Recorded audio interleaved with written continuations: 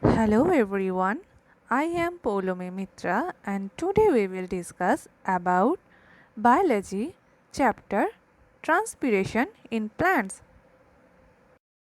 Transpiration. In plants, the root absorbs water and minerals from the soil. Some of this absorbed water is used by the process of photosynthesis and rest of the water is returned to the atmosphere by the process of transpiration in form of water vapor. Water in the form of water vapor constantly escapes from the lower surface of the leaves through the stomata. The process of losing water in form of water vapor through the leaves and other aerial parts of the plants is called transpiration. There is a direct relationship between absorption of water and transpiration of water. As the water is lost through transpiration, more water is absorbed as more water is required. This creates a force or pull which is termed as transpiration pull. Due to this transpiration pull, water moves from the xylem of the roots to the stem and then to the leaves. Thus, after the transpiration, water in excess amount is released from the plant body and again absorbed into the plant body. So, cycle of flowing water in plants continues by the process of transpiration.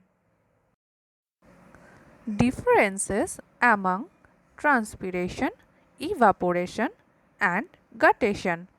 Transpiration is the process of losing excess water from the plant body in the form of water vapor. This is occurred through the aerial parts of the plants. Evaporation. This is the process of loss of water as the vapor from free exposed surfaces to the unsaturated atmosphere. Guttation. Guttation is a process of water loss in the form of liquid by land plants leaves through water, stomata or hydrothodes. Types of transpiration. Number 1. Stomatal transpiration. Loss of water vapor through the openings of stomata of leaves is termed as stomatal transpiration. Cuticular transpiration. The loss of water vapor through the cuticular exposed surfaces of plant's body is termed as cuticular transpiration. Lenticular transpiration. Loss of water vapor through the lenticels or tiny pores of woody stems and fruits is called lenticular transpiration. Bark transpiration. The loss of water vapor through the cork covering the stems is called bark transpiration. Factors affecting the rate of transpiration. There are many factors that determine the rate of transpiration of plants. These are as follows: temperature, relative humidity, wind and light. Temperature. The rate of transpiration goes up as the temperature increases. In hot days, water evaporates more quickly from the leaves of a plant than it does on a cold day. Relative humidity. As the relative humidity of the air surrounding the plant rises, the transpiration rate falls. The dry air carries away more vapor than the saturated air because it is already laden with moisture. This is why the loss of water by transpiration is very little during rainy season. The higher is the humidity of air, the lower is the rate of transpiration. Wind. If there is no wind, the moisture laden around the leaf may not move away, thus raising the humidity of the air. Strong wind will take away the moist air more quickly and help to increase the rate of transpiration. Light. Light is another important factor for transpiration as it regulates the opening and closing of stomata. At night, the rate of transpiration is almost stopped because the stomata are closed, while at daytime it is much higher because the stomata are open. There is another internal factors affecting the rate of transpiration. Leaf area. Broad surface area of leaves have more rate of transpiration. Leaf structure. If presence of mucilage, gum gland are there upon leaves, the transpiration rate can be decreased. Root structure or root shoot ratio.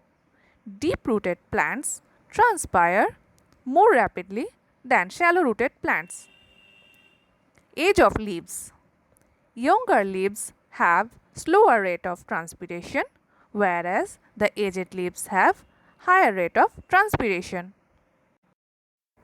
Importance of transpiration in plants. It gives the cooling effects in the plant body during summers. Plants cool themselves as considerable amount of latent heat is lost to convert water into water vapor. The mineral or the nutrients is intaken or absorbed by the plants through the absorption of water. As the transpiration is higher, water absorption process is higher and much minerals is absorbed. Elimination of excess water is occurred. Here, roots of the plants continuously absorb the water in the soil.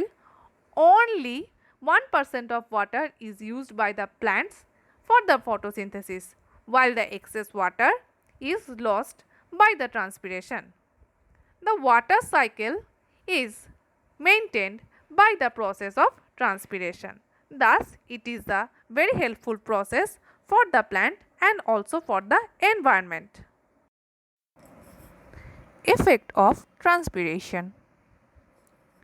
The effects of transpiration are arranged as the followings: absorption of water, ascent of sap, giving out of water vapors, exchange of gases, maintaining the turgor pressure and making the leaves cool. Absorption of water and minerals in plants. The absorption of water and minerals in plants means the uptake of water and minerals through the plant body. This is occurred by two ways: absorption of water and dissolved minerals by roots and conduction of the dissolved minerals to the upper parts of the plants. This process of absorption is occurred by two important phenomena called diffusion and osmosis. Now we will know about these topics: diffusion and osmosis. Diffusion. It is a process in which molecules move from the region of their higher concentration to the region of their lower concentration. For example, while adding ink into the water, the ink molecules diffuse into the water evenly, occupying the intermolecular spaces of water and turn it blue in color. Osmosis. This is the process where the lower concentrated molecules moving towards the higher concentration region through a semi-permeable membrane. Here, the semi-permeable membrane acts as the living membrane. So, in difference, we can see diffusion can occur any medium in solid, liquid or gas, but osmosis must occur only in liquid medium. Diffusion is having no requirement of semi-permeable living membrane, but osmosis must require the living semi-permeable membrane. Diffusion. It is a process in which molecules move from the region of their higher concentration to the region of their lower concentration. For example, while adding ink into the water, the ink molecules diffuse into the water evenly, occupying the intermolecular spaces of water and turn it blue in color. Osmosis. This is the process where the lower concentrated molecules moving towards the higher concentration region through a semi-permeable membrane. Here, the semi-permeable membrane acts as the living membrane. So, in difference, we can see diffusion can occur any medium in solid, liquid or gas, but osmosis must occur only in liquid medium. Diffusion is having no requirement of semi-permeable living membrane, but osmosis must require the living semi-permeable membrane. Absorption of water in plants by osmosis. Root hair cells absorb water from the soil by the process of osmosis.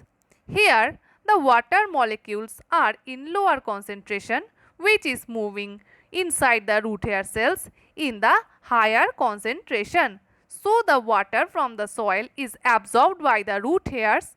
From the root hairs, the water passes by osmosis across the cortex layer of the root into the xylem.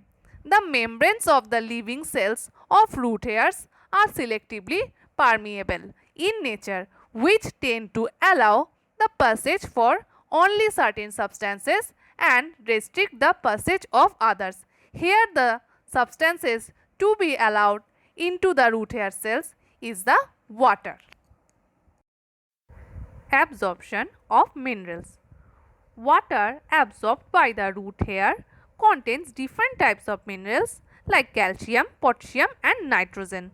These minerals are needed by plants and absorbed by the root through the diffusion and active transport. Diffusion in plants. Soil water moves into the root hairs by a simple process called diffusion. It is a process in which molecules move from the higher concentration to the lower concentration. In plants, when the concentration of mineral molecule is higher in the soil, but whenever the minerals are reaching inside the cells through the water, it is mixing with the lower concentrations and the process of diffusion occurs. Active transport. The movement of mineral molecules from a lower concentration to a higher concentration by utilizing energy is called active transport. The root hair cells absorb minerals such as nitrogen, phosphorus and potassium along with water from the soil. Normally, the concentration of minerals is more inside the root hairs than it inside the soil water. Still, the root hairs use active transport to absorb minerals by using energy. This required energy is obtained by the root hair cells through the respiration, and we can see the minerals are getting absorbed inside the root hairs. Conduction of water and minerals in plants. The transport of substances from one part of a plant to its another parts is called conduction. The conduction of water and minerals absorbed by the roots can be explained in terms of ascent of sap and root pressure. Ascent of sap. The minerals dissolved in water are absorbed by the root hairs. Then these move from the outer layer of the epidermis to the cortex and then to the xylem. The xylem gets water and dissolved minerals as the cell sap is transported through the pipelines from the roots to the leaves and other plant parts. The process of upward conduction of the cell sap from the root to the leaves is called ascent of sap. Ascent of sap is aided by the process of transpiration. Root pressure. The continuous inflow of absorbed water by the root hairs causes an accumulation of mineral salts into the xylem. These continuous inflow of water create a pressure develops in the root which helps the upward movement of plant sap, and it is called root pressure. So, here we conclude our chapter. Thanks for your patience watching.